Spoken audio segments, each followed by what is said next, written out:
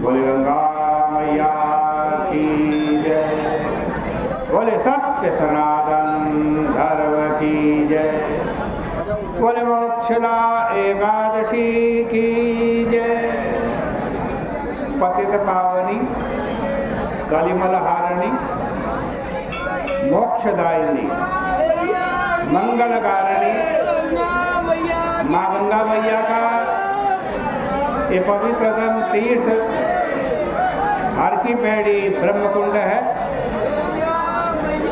आज मार्गशीर्ष महीने की शुक्ल पक्ष की एकादशी की तिथि है। युधिष्ठिर भगवान श्री कृष्ण से प्रश्न कर रहे हैं, वंदे विष्णुं प्रभुं साक्षात् लोकत्रय सुखप्रदं विश्वेशं विश्वकर्तारं पुराणं पुरुषोत्तमम्। युधिष्ठिर भगवान श्री कृष्ण से कह रहे हैं, प्रभु तीनों लोकों को सुख देने वाले, विश्व के स्वामी, संसार को रचने वाले, पुराण पुरुषोत्तम साक्षात प्रभु विष्णु को मैं प्रणाम करता हूँ। पृच्छामि देवदेवेश संशयोऽस्ति महान् मम लोकानां तो हितार्थाय पापानां शमनाय च। मार्गशीर्षे शीते पक्षे किं नाम एकादशी भवेत् कीदृशश्च विधिस्तस्या ओ देवस्तत्र पूज्यते।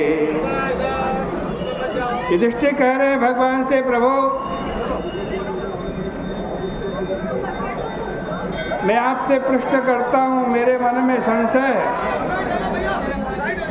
संसार के हित के लिए, पापों के नाश के लिए मार्गशीर्ष महीने में शुक्ल पक्ष में जो एकादशी होती है, उस एकादशी का नाम क्या है? उस एकादशी को व्रत करने की विधि क्या है? उसमें कौन से देवताओं का पूजन होता है? हे स्वामीन, विस्तार पूर्वक मुझसे कहिए। भगवान श्री कृष्ण बोले, हे राजन, तुम्हारा प्रश्न बड़ा सुंदर है। तुम्हारा यह संसार में फैल रहा है। हे राजन,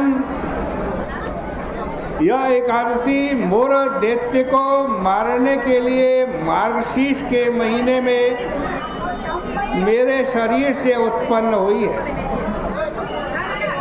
इसलिए ये एकादशी मुझको बहुत प्यारी है। मैं तुम्हारे सामने चर अचर तीनों लोकों के हित के लिए आज कृष्ण पक्ष की एकादशी कह चुका। मार्गशीर्ष कृष्ण पक्ष में उत्पन्न हुई एकादशी का नाम तो उत्पन्ना था। अब मैं मार्गशीर्ष शुक्ल एकादशी का वर्णन करूंगा। इसका नाम मोक्षदा है। मोक्षदा माने मोक्ष को देने वाली, यह पापों को हरने वाली है। इसमें दामोदर भगवान की अच्छी तरीके से पूजा करें, तुलसी की मंजरी और धूप दीप से अच्छी तरह भगवान की आराधना करें। मैं तुम्हारे को पुराण की कथा बतलाता हूँ, उसे श्रवण करें, जिसके सुनने मात्र से अश्वमेध यज्ञ का पुण्य फल प्राप्त होता। जिसके माता पिता पुत्र अधोगति को गए हैं, वे इस कथा के ही पुण्य के प्रभाव से निस्संदेह स्वर्ग चले जाते हैं। हे राजन, इस कारण इसकी महिमा को सुनो। वैष्णवों से सुशोभित चंपक नामक नगर, उस नगर में प्रजा की पुत्र की तरह रक्षा करने वाला वैखानस नाम का एक राज ऋषि था। चारों वेदों के जानने वाले ब्राह्मण उसके राज्य में रहते थे। इस तरह राज्य करते हुए राजा ने एक दिन रात को स्वप्न देखा। स्वप्न में देखा कि उसके पिता अधोगति को प्राप्त है, नरक में है। उसको देखकर आश्चर्य से उसके नेत्र खुल गए। उसने ब्राह्मणों से अपने स्वप्न का वृत्तांत कहा। राजा बोला, हे ब्राह्मणों, मैंने स्वप्न में अपने पिता को नरक में गिरा हुआ देखा है। पिताजी ने मुझे संबोधित करते हुए कहा है कि हे पुत्र, मैं अधोगति में हूँ, मेरा उद्धार करो। इस प्रकार कहते हुए पिता को मैंने स्वयं देखा है। हे ब्राह्मणों, उसी दिन से मुझको शांति नहीं है।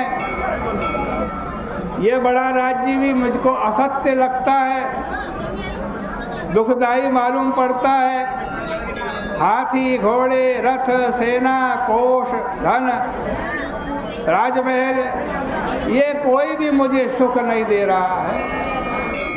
हे ब्राह्मणों, स्त्री पुत्र भी मुझे अच्छे नहीं लग रहे हैं। मैं क्या करूं, कहाँ जाऊं?